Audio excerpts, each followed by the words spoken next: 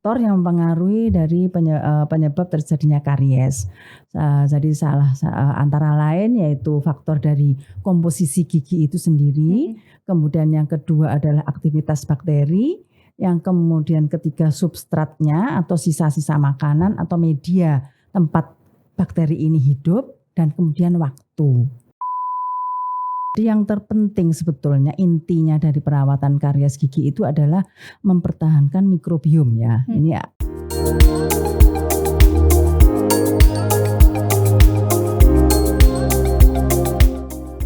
Selamat pagi Tribuners, kembali lagi ya bersama saya Ignatia Andra, jurnalis Tribun Jatim Network.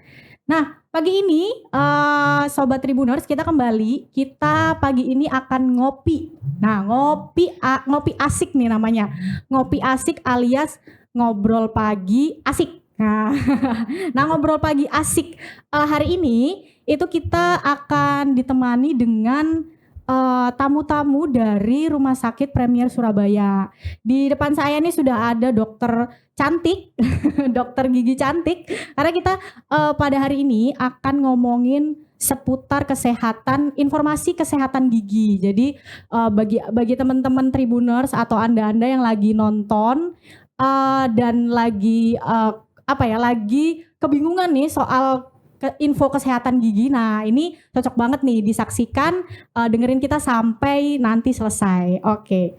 Baik, hari ini sobat kita bareng dengan dokter cantik Muji Lestari SPKG. Kita sapa dulu kali ya. Selamat pagi Dokter Muji Lestari. Selamat pagi Mbak Andra. Iya. Dokter Muji Lestari ini adalah dokter gigi lulusan dari Universitas Airlangga tahun 1991 dan spesialis di konservasi gigi lulusnya tahun 2010. Benar ya, Dok ya? Betul sekali Mbak Andra. Betul sekali. Nah, Dokter Muji ini spesialis di konservasi gigi. Nah, sobat, kita hari ini bakal santai ngomong bareng Dokter Muji Lestari. Mungkin saya manggilnya Dokter Lestari. Ya, lebih enak kali ya, Dok ya. Silakan. Baik, bareng Dokter Lestari nanti kita akan bicara soal karies gigi pada anak. Nah, penasaran kan? Nah, kita langsung aja ya, kita ngobrol langsung bareng Dokter Muji Lestari ini. Dokter, jadi pagi ini yang mau kita bahas itu kesehatan gigi pada anak. Ini khusus pada anak. Ini kenapa kita bahas pada anak itu karena mungkin begini, Dok. Sekarang kan sudah masa sekolah ya, Dok ya. Masuk masa sekolah, kemudian masuk masa-masa orang tua itu sudah mengantarkan anaknya ke sekolah kembali nih. Ya, jadi tidak lagi sudah tatap muka, tidak lagi online gitu ya, Dok. Nah, kebiasaan makan kalau di sekolah itu kan jadi concern ya, Dok ya, untuk terutama untuk mungkin orang tua gitu kan. Nah, ini ada penyakit namanya karies gigi pada anak. Mungkin dokter secara medis dulu, Dok, bisa cerita nggak sih karies gigi pada anak itu sebenarnya apa sih gitu? Ya, terima kasih Mbak Andra. Iya. Asik sekali ya ngopi pada pagi hari ini. Ngobrolnya juga tentang nyenggol-nyenggol makanan nih. Iya. Ya, jadi mungkin bisa saya jelaskan sedikit tentang karies gigi. Yaitu karies gigi itu sebetulnya tidak hanya menyerang pada anak-anak, tapi juga bisa menyerang pada orang dewasa. Namun topik kita pada pagi hari ini kita batasi dengan karies gigi pada anak. Jadi karies gigi itu sebetulnya adalah suatu penyakit kronis di Indonesia ini menduduki peringkat utama, salah satu penyakit kronis yang menduduki peringkat utama terutama pada anak-anak usia sekolah. Nah, karies gigi sendiri itu adalah suatu penyakit kronis yang menyebabkan kerusakan pada email. Email itu permukaan gigi yang luar yang putih itu ya, Mbak. Ya, jadi itu dan kemudian apabila dibiarkan dia akan bisa berlanjut ke lapisan di bawahnya, dentin, kemudian sampai ke bawah lagi ke saraf giginya. Ngeri kan Mbak ya kalau sampai saraf giginya ya. Ya, itu semua adalah diakibatkan oleh karena aktivitas bakteri yang ada dalam rongga mulut. Rongga mulut. Berarti kalau misalnya saya tangkap tadi ya, Dok ya, artinya tuh mungkin tanda-tanda yang bisa kita lihat tuh seperti gejalanya gitu ya, Dok ya, kayak gigi tuh terasa ngilu begitu kali ya. Salah satunya bisa ya. Jadi kalau untuk gejalanya memang banyak gejala yang bisa menimbulkan yang ditimbulkan oleh karies gigi ini. Nah, untuk khususnya pada anak ini, sayangnya ya Mbak ya, jadi ada orang tua itu sering mengabaikan keluhan pada anak ya, keluhan pada anak untuk karies gigi. Mama gigiku ngilu, mama gigiku ini, jadi kadang-kadang nggak apa-apa nanti aja juga tanggal, nanti sebentar lagi gigi permanennya tumbuh kok, udah hilang sendiri begitu. Ya, jadi itu adalah sangat-sangat disayangkan sekali karena faktanya gigi ini juga menyebabkan rasa ngilu. Contohnya tadi seperti yang dikatakan Mbak Andra ya. Benar. Jadi ngilu, nyeri, terus kemudian pada tingkat-tingkat yang lebih lanjut dia akan merasakan sakit yang cenut-cenut gitu, cekot-cekot yang otomatis hal ini akan mengganggu aktivitas sekolahnya atau aktivitas yang lainnya ya. Kemudian pada tahap yang lebih lanjut dia akan bisa menyebabkan abses atau bengkak. Ya. Jadi kemudian juga bisa menyebabkan gigi itu tanggal sebelum waktunya tanggal, yang namanya gigi tanggal prematur. Ya, jadi pada saat-saat yang sudah tingkat lebih lanjut, abses dan lain-lain itu sudah terjadi infeksi bakteri dan itu sangat berbahaya ya, gitu. Bisa menjadi penyebab sakit-sakit di organ tubuh kita yang lain tentunya ya. Karena saya pernah dengar Dok, memang sakit gigi itu lebih sakit daripada sakit hati katanya Dok. Bener nggak itu Dok? Kalau menurut Dokter Lestari nih lebih baik sehat. Tidak sakit gigi dan juga tidak sakit hati ya. Iya benar. Jadi kalau tanda-tanda yang bisa kita lihat gini Dok, katakanlah saya ini sudah menjadi orang tua begitu ya Dok betul, ya. Ketika saya mendapatkan keluhan ya dari anak gitu, mama gigi saya sakit gitu, berarti artinya itu menjadi warning ya untuk kita betul. Sebagai orang tua ya Dok ya. Iya. Jadi pada awalnya memang tidak ada keluhan, tapi kita kan tahu sendiri ya, anak-anak itu masih suka makan permen, masih makan coklat, juga makan minuman yang bersoda. Nah untuk itu penyebab daripada karies itu salah satunya adalah hal ini.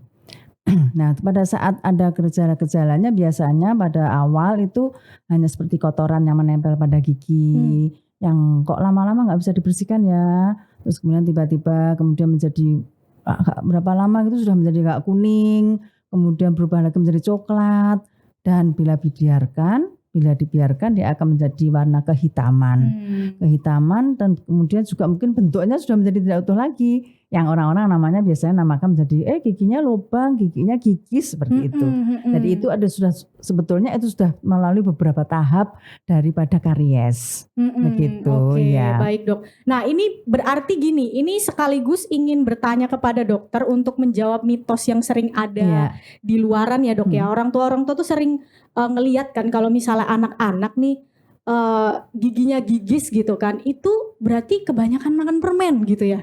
Atau kebanyakan makan makanan yang dia manis-manis gitu Dok. Nah itu apa memang benar terjadi pengikisan karena permen itu, ataukah salah satu pemicunya saja gitu? Ya, jadi mungkin begini penjelasannya Mbak Andra. Jadi kalau memang pemicunya adalah makanan-makanan yang manis, minuman yang manis. Nah kemudian juga terutama di sini diperlukan suatu pola asuh yang baik dari para orang tua agar agar lebih memperhatikan sejak dini daripada kesehatan gigi anak-anaknya. Karena itu tadi kalau sudah sakit kan mengganggu aktivitas. Otomatis nanti akan nutrisi yang masuk akan juga kurang. Karena apa? Nggak mau maem. Susunya ngenyat susu juga nggak mau ya kan. Dan juga pada anak-anak balita itu biasanya kebiasaan ngedot atau minum susu botol sampai kadang-kadang sampai bubuk ya Mbak, sampai tertidur pula sampai pagi. Nah itu juga sangat menjadi pemicu. Rentan ya Dok ya. Ya sangat rentan. Karena apa? Gula ini kalau mengendap, kenapa kok gula ya? Kalau yang menjadi biang keladinya kok gula ya gitu ya. Jadi karena gula ini nanti kalau mengendap kemudian berinteraksi dengan gigi dalam waktu yang lama, otomatis dia akan tumbuhan bakterinya dia akan menjadi banyak. Nah aktivitas bakteri di sinilah yang mengkhawatirkan karena nanti bakteri ini akan menghasilkan asam. Jadi asam ini nanti akan membuat luruh permukaan gigi mau dimulai dari emile sampai ke seterusnya yaitu yang disebut sudah mulai karies. Nah, itu memang iya, tapi tidak terus ekstrim, terus tidak boleh sama sekali begitu ya. Mungkin boleh sesekali ya makan permen, minum es krim, asalkan pola asuh dari orang tua untuk membersihkan gigi secara teratur dengan sikat gigi yang baik, yang tepat, dan juga cara menyikat gigi yang benar. Mungkin itu ya. Jadi bisa berjalan, anak-anak juga bisa menikmati masa kecilnya, bisa makan permen lah sesekali, tapi terus tidak juga disediakan di rumah satu kantong gitu ya. Jadi otomatis itu ya anak-anak akan tergiur juga untuk makan. Betul, Dok. Karena sesuatu yang berlebih itu bagaimanapun pasti tidak akan baik. Iya, benar-benar. Jadi berarti boleh untuk orang tua hanya diperhatikan gitu ya, Dok ya. Ini udah terlalu berlebihan atau enggak nih gitu ya, Dok ya. Dan mungkin kalau misalnya pencegahan ya, berarti kita ngobrolin pencegahan itu menyikat gigi itu ya, Dok ya. Itu salah satu yang penting berarti. Iya. Jadi penyebab dari karies itu adalah suatu penyakit multifaktorial. Jadi multifaktorial itu penyebabnya tidak hanya satu. Jadi ada beberapa faktor yang mempengaruhi dari penyebab terjadinya karies. Jadi antara lain yaitu faktor dari komposisi gigi itu sendiri. Kemudian yang kedua adalah aktivitas bakteri. Yang kemudian ketiga substratnya atau sisa-sisa makanan atau media tempat bakteri ini hidup, dan kemudian waktu. Ya ada banyak, ada 4 ya. Jadi misalnya dari komposisi giginya sendiri, ada mungkin saja dia udah dari sejak lahir dia komposisi giginya kurang bagus, otomatis dia dengan asam sedikit aja dia udah menjadi lubang. Jadi makanya sikat gigi itu diperlukan karena untuk memotong mata rantai daripada proses karies. Otomatis kalau pada saat dia sering menyikat gigi, kemudian jadi kan medianya nggak ada, medianya atau substratnya itu tadi kan nggak ada, otomatis aktivitas bakterinya kan sudah tidak ada atau diminimalisir. Makanya benar. Itu tadi. Oke. Itu berarti gunanya sikat gigi pentingnya ya, Dok ya, penting aja. Ya. Nah kalau apa ya? Kalau dari analisisnya Dokter Lestari ya, ini frekuensi optimal gitu ya, Dok. Setiap hari kita harus sikat gigi untuk anak terutama itu berapa kali, dan kalau saya nggak salah dengar tuh gini, Dok, ada juga yang menyarankan untuk tidak terlalu sering begitu ya. Nah itu bagaimana, Dok? Apakah pada anak ini justru harus sering ataukah tetap normal aja sama nih setelah bangun tidur dan sebelum tidur atau seperti apa? Ya, jadi kalau untuk ideal, kita bicara ideal dulu ya. Betul. Kalau ideal, tapi semua ideal itu kadang-kadang nggak bisa tercapai. Ya, jadi kalau idealnya itu adalah setiap habis makan itu gosok gigi. Ya, karena apa? Di situ setiap habis makan pasti ada substrat atau sisa makanan, entah itu yang kelihatan mata atau tidak. Jadi yang tipis atau yang kelihatan itu pasti ada. Jadi ideal, tapi kan kita nggak bisa seideal itu ya. Jadi untuk sikat gigi itu disarankan minimal itu 2 kali sehari, yaitu pagi dan malam sebelum tidur. Di rentang waktu itu diperbolehkan dan sangat dianjurkan untuk menambah frekuensi sikat gigi. Jadi frekuensi itu lebih penting daripada kekuatan. Saya sudah sikat gigi sampai benar gitu ya, tapi cuma sekali sehari. Itu jadi lebih bagus frekuensinya ditingkatkan dengan kekuatan yang biasa, sekekuatan tangan kita, tapi lebih sering. Itu lebih bagus karena itu tadi, karena faktor penyebab dari karies kan ada waktu nih. Nah, waktu ini berperan sekali, sikat gigi ini memotongnya di sini supaya sisa makanan tidak menempel terlalu lama di permukaan gigi. Begitu ya. Baik, Dok. Nah tadi saya ada penasaran ini, Dok ya. Ini tadi dokter ngomongin komposisi gigi gitu ya. Kalau pada anak berarti kalau kita melihat komposisi gigi artinya tuh itu sudah bawaan genetik ya, Dokter? Ya bisa ya. Oh seperti itu. Berarti ya ketika misalnya gini, saya orang tua, saya punya anak, ternyata saya tahu anak saya giginya ngilu. Memang itu sepertinya turunan saya, misalkan begitu ya, Dok ya? Nggak bisa dijudge begitu dong. Nggak selalu seperti itu berarti ya.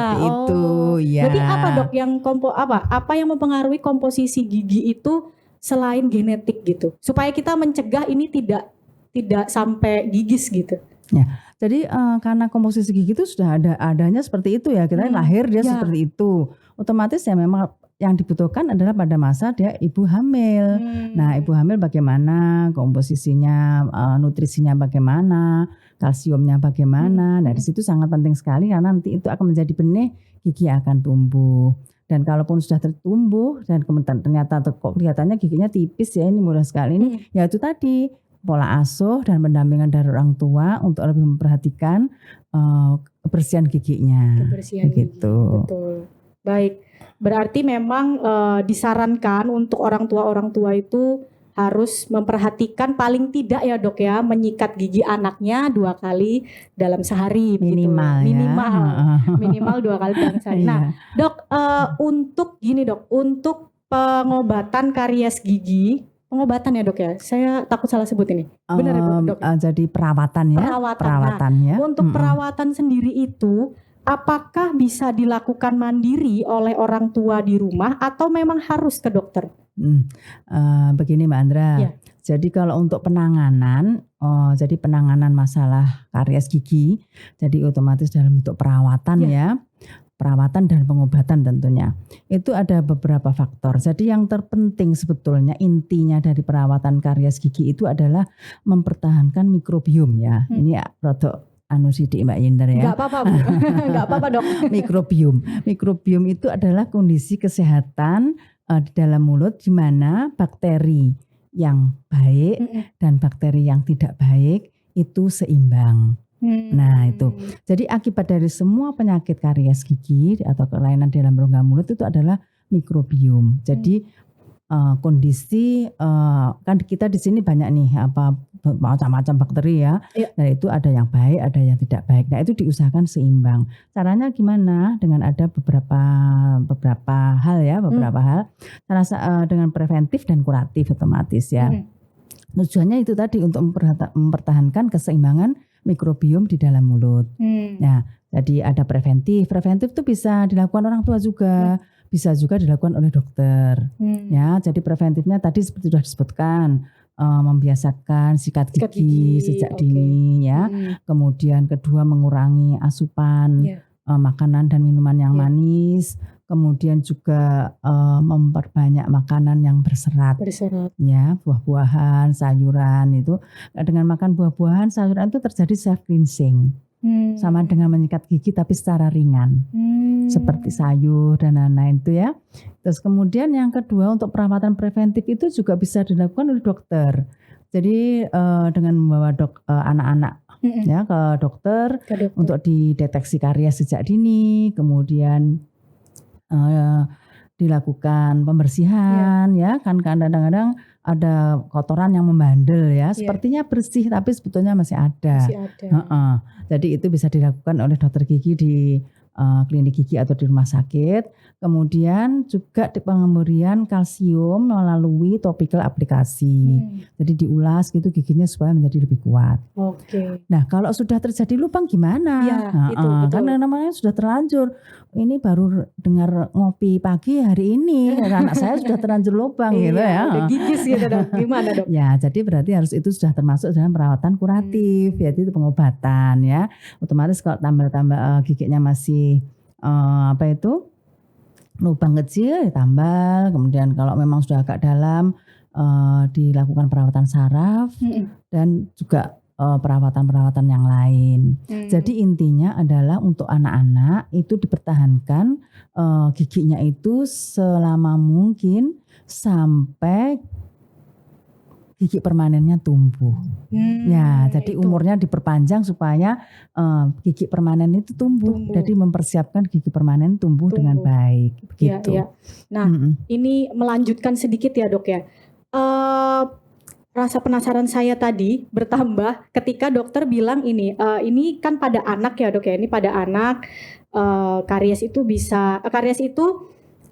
terjadi pada anak gitu. Apakah ini juga bisa ada kemungkinan gitu dok? Tidak hanya di anak-anak saja tapi pada orang tua atau mungkin usia dewasa gitu bisa? Sangat bisa Mbak. Itu. Iya, karena mohon maaf orang tua kadang-kadang juga tidak lebih baik dari anak-anak. Itu makanya berarti artinya penting sekali ya dok ya. penting sekali untuk melihat bahwa gigi kita itu harus dirawat ya dok ya. Betul harus Mbak paling Andra, tidak tuh digosok giginya, disikat giginya gitu. Jadi itu tadi. Jadi pada orang tua pun pada orang dewasa pun juga tidak kalah pentingnya mengenai masalah DHE ini, dental health education ya. Penting sekali untuk mengetahui betapa pentingnya gigi ini bagi kita, tidak hanya pada anak-anak tapi juga pada dewasa dan juga lansia. Karena nanti pada saat lansia juga kita harapkan lansia itu kan masih tetap berkualitas ya Mbak ya. Dari anak, dewasa, lansia. Lansia pun kita harapkan tetap berkualitas hidupnya, yaitu dengan cara nutrisi yang bagus. Tidak akan bisa mencapai nutrisi yang bagus kalau tidak bergigi. Adapun bisa juga dengan gigi palsu, tapi otomatis kan kenyamanannya juga berkurang. Nanti akan menimbulkan stres juga pada lansia begitu. Oke, baik. Nah itu pentingnya berarti buat Sobat Tribuners nih, dok, Sobat Tribuners ini mungkin juga ada yang di rumah yang sedang mendengarkan kita tuh sebenarnya mungkin dalam kondisi anak saya nih giginya udah udah bolong gitu ya dok ya mungkin ya. Nah mungkin ada yang di rumah tuh tertarik kali ya untuk aku pengen deh jadinya mau konsultasi ke dokter Muji Lestari. Nah ini gimana nih dok? Ada nggak nih kesempatan untuk Sobat Tribuners di rumah? Siapa tahu ada yang bisa datang ke dokter Muji Lestari itu. Di mana nanti kita bisa datengin dokter di Rumah Sakit Premier Surabaya di hari apa dok? Dengan senang hati Mbak Andra ya, akan saya terima dengan senang hati para Sobat Tribuners ya. Saya ada di Rumah Sakit Premier pada hari Senin dan Rabu di jam 9 pagi sampai dengan jam 2 siang. Jam 2 siang. Nah, Monggo silahkan. Itu Sobat Tribuners. Jadi saya ulangin sekali lagi jadwal prakteknya Dr. Muji Lestari itu ada di hari Senin dan Rabu dari jam 9 sampai jam 14. Waktu Indonesia bagian Barat. Jelas, jam 2 siang ya. Nomor HP-nya nih ada juga nomor HP Dr. Muji Lestari, mungkin bisa dicatat ya untuk teman-teman Tribuners. Ada di nomor 085100553503. Nanti langsung menghubungi Dr. Muji Lestari dan datang ketika jadwal prakteknya di hari Senin dan Rabu langsung bisa berkonsultasi untuk memperbaiki gigi. Mungkin teman-teman Sobat Tribuners yang anaknya udah gigis gitu giginya dok. Ya, juga catatan ya Mbak Andra ya, tidak harus menunggu gigis ya untuk ketemu saya. Betul. Ya, jadi itu untuk preventif itu lebih penting. Jadi saya lebih senang pada anak-anak itu tanpa ada keluhan, ayo monggo dibawa ke dokter gigi. Karena dia tidak ada pada saat tidak ada rasa nyeri dikenalkan, karena kan gigi itu terkenal dengan alat-alatnya yang betul, dok. Yang agak mengerikan gitu ya, serem, dok, ya. agak menyeramkan. Jadi sebaiknya, jadi saya sarankan, jadi ini mungkin tip-tip ya. Jadi diajak untuk konsultasi ke dokter gigi itu sedini mungkin. Waktu tidak ada keluhan, supaya kita bisa ngobrol, supaya dokter kemudian kenal dengan alat kedokteran gigi, sehingga seandainya pada suatu saat itu timbul keluhan, dia tidak akan takut dan kemudian tidak akan menimbulkan trauma. Karena pada sebagian besar pengalaman saya pada pasien-pasien yang dewasa yang sudah giginya rusak, mesti saya tanya, kenapa kok sampai seperti ini baru ke dokter? Takut dokter, saya dulu kecilnya itu takut sekali sampai akhirnya saya biarkan. Begitu, jadi penting sekali. Jadi untuk anak-anak sebaiknya sedini mungkin diperkenalkan dengan dokter gigi. Dokter gigi, betul. Makanya mungkin ini juga ada yang gini dok, ada yang orang tua itu yang kebingungan juga mengajak anaknya harus ngobrol apa nih supaya anak nih mau ke dokter gigi gitu. Apa dok? Ada tips nggak dari dokter untuk mengajak anak supaya nggak takut dengan dokter gigi itu? Apa sih yang harus dikatakan gitu? Apa yang harus diucapkan? Mungkin waktu orang tua ini pergi ke dokter gigi, diajak. Jadi sambil diperkenalkan diperlihatkan diajak aja kan, yuk kita pergi begitu kan, kan ternyata ke dokter gigi, kemudian dipanggil lah pada saat periksa ya, sebentar masuk, kemudian kenalkan. Dan pada mungkin melihat sebentar, pada ternyata orang tuanya di bor, dia itu tidak apa-apa, ya gitu. Bisa. Ya. Nah itu tipsnya sobat. Memang Dok, kalau misalnya bicara tadi ya, kita misalkan tidak memeriksakan gigi secara berkala gitu. Apa sih dampak yang paling bahaya loh? Bahaya banget gitu. Yang paling bahaya lah. Ya. Kira-kira apa? Jadi saya sarankan untuk kontrol itu, dan kita memang disarankan ya, itu untuk kontrol ke dokter gigi itu 6 bulan sekali. Nah, pada saat 6 bulan sekali nanti akan terdeteksi dengan alat atau kemudian dengan bahan-bahan itu ada deteksi karies dini. Sehingga kita bisa tahu, oh ini sebelum masih tahap awal, jadi ada beberapa perawatan dan pengobatannya. Tapi pada titik ini, satu titik ini dibiarkan, pada saat 6 bulan itu dia sudah akan menjadi lebar seperti goa begitu. Karena karies itu merupakan proses, sehingga proses ini harus dihentikan. Makanya ada ditambal. Kenapa sih kok ditambal ya? Menghentikan proses begitu. Berarti jangan-jangan nanti ketika satu kita biarkan akan semakin menyebar ya Dok ya? Semakin bikin semua gigi malah nggak ada gitu ya, malah bolong semua ya Dok ya? Iya betul. Itu bahayanya berarti. Nah itu berarti Sobat Tribuners, jadi kalau bisa saya simpulkan ya Dok ya, silakan, dari obrolan kita pada pagi hari ini, ngopi asik nih pada pagi hari ini tuh, jadi karies pada anak tuh cukup berbahaya kalau misalnya kita tidak tidak melihat itu secara menyeluruh gitu, apa dampaknya di masa depan, apa yang akan bisa terjadi pada gigi anak di masa depan itu mending dicegah dari sekarang. Nah, dengan cara apa? Tadi Dokter Lestari sudah cerita bahwa mungkin memang kita harus biasakan untuk menyikat gigi, membiasakan anak-anak kita untuk menyikat gigi paling tidak minimal 2 kali sehari, pagi dan malam hari. Nah, kalau misalnya buat Sobat Tribuners yang anak-anaknya mungkin sudah gigis dan sudah bolong semua giginya, itu bisa langsung diperiksakan ke dokter. Ini salah satunya ke Dokter Lestari juga bisa di Rumah Sakit Premier Surabaya hari Senin dan hari Rabu. Nah, itu tadi dokter obrolan kita bareng Dokter Lestari ya. Jadi sangat banyak sekali informasinya dokter. Terima kasih banyak. Ini sama-sama, membantu Sobat Tribuners yang mungkin punya anak tapi kebingungan, anakku dikasih makan permen apa enggak ya gitu. Anakku dibolehin makan permen apa enggak ya gitu. Dan mungkin untuk kedepannya gitu ya Dok ya, pesan dari dokter nih untuk orang tua atau untuk semua ya Sobat Tribuners yang sekarang lagi nonton, itu kira-kira apa sih ketika kita ngobrol soal karies pada gigi ini Dok, yang menurut dokter itu paling harus bisa diberikan edukasi pencegahan gitu Dok. Ya, itu tadi ya Mbak. Jadi untuk masalah karies ya tadi ya, karena dia menduduki peringkat yang utama juga untuk penyakit kronis ya. Jadi kadang-kadang orang menganggap bahwa karies itu bukan penyakit gigi lubang ya.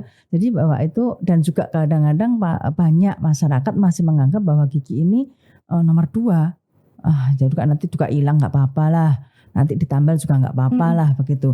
Jadi saya sarankan, dan saya juga menghimbau bahwa gigi itu adalah juga bagian terpenting dari tubuh kita. Karena gigi itu sangat bermanfaat untuk pengunyahan, kemudian juga untuk menjaga kecantikan kita ya. Betul. Dan kemudian yang ketiga, banyak faktor yang bisa sangat bermanfaat bagi gigi ini. Karena dari posisi gigi kita yang ada di dalam tengkorak nih Mbak. Ya. Jadi jangan diabaikan bahwa kelainan-kelainan gigi sedini mungkin bisa dikontrolkan ke dokter supaya tidak bertambah parah. Karena beberapa kasus itu juga penyakit gigi atau karies dan turunannya begitu, itu bisa juga menyebabkan penyakit-penyakit di organ lain ya, misalnya di meningitis, menjadi kemudian juga menjadi jantung dan lain-lain. Jadi kiatnya adalah anggaplah gigi itu bagian dari diri kita juga. Betul. Justru kalau saya nilai malah penting dok ya. Ya, malah paling penting. Ya. Kayak tadi Dokter Lestari bilang jangan sakit. Kalau bisa jangan sakit dua-duanya, enggak sakit gigi dan enggak sakit hati. Cocok sekali Mbak, cocok sekali. Itu sobat ya. Oke, baik, terima kasih banyak untuk Dokter Muji Lestari yang hari ini bisa hadir langsung di podcast Ngopi Asik bareng Tribun Jatim Network. Terima kasih untuk Dokter Muji Lestari. Mudah-mudahan kita bisa ketemu lagi ya dok ya. Kita akan ngobrolin lagi soal masalah-masalah gigi yang pastinya bisa menambah inspirasi untuk Anda semua. Baik, Sobat Tribuners, kita akan bertemu lagi di Ngopi Asik lain waktu.